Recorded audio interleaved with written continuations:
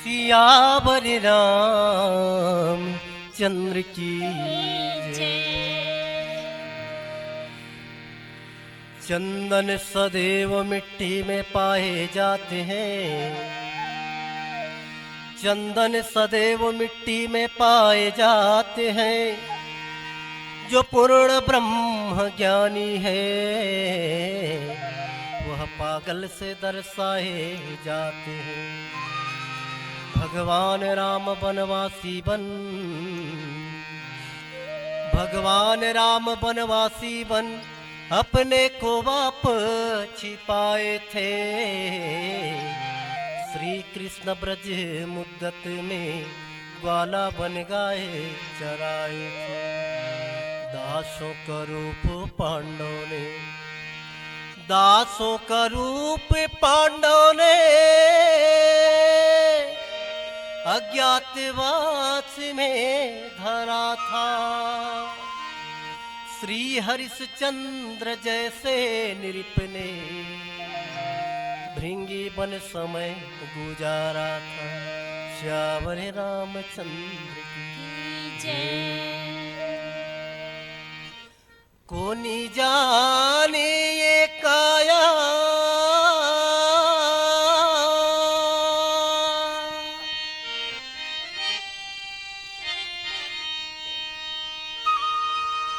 कोनी जाने ये काया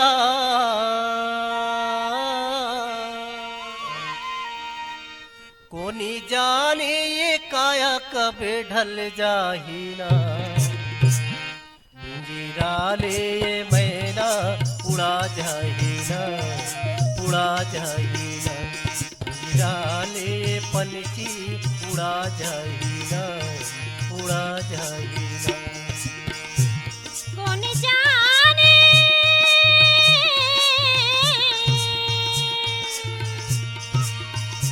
कौन जाने काया कब ढल जाही ना। पिंजराले ये पंछी उड़ा जाही ना, उड़ा जाही ना। पिंजराले ये पंछी उड़ा जाही ना, उड़ा जाही ना। कोनी जाने ये काया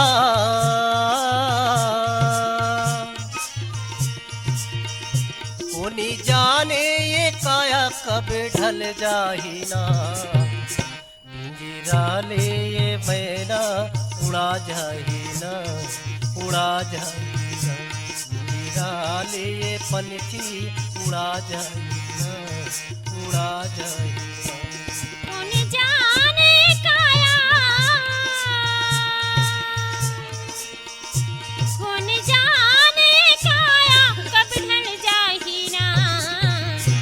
पिंजराले मैना उड़ा जाही ना, उड़ा जाही ना।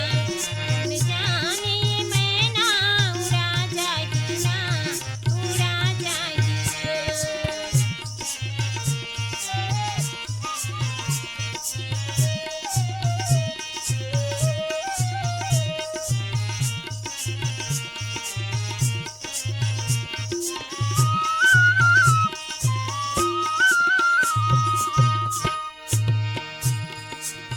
काया ही संगी तोर माटी के समान। काया है संगीत और माटी के समान। भजन कर ले मन में बसा के राम। भजन कर ले मन मा बसा के राम। एक दिन माटी माँ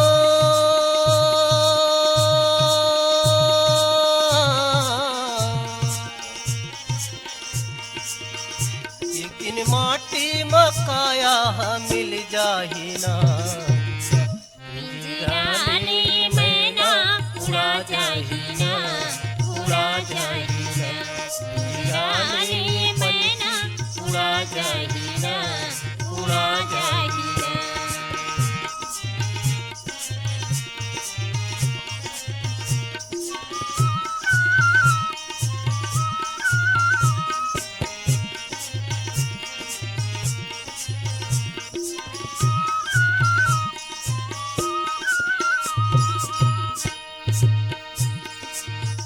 जियत भर ले ले रे तहारा में ना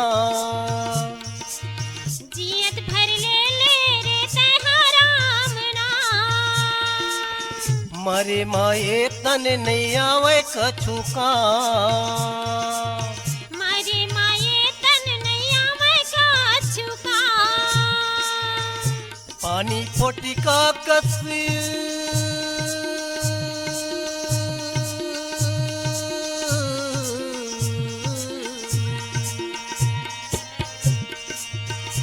पानी फोटी का कसकाया फूट जाही ना डाले मैना उड़ा जाही ना उड़ा जाही ना डाले पनकी उड़ा जाही ना उड़ा जाही ना।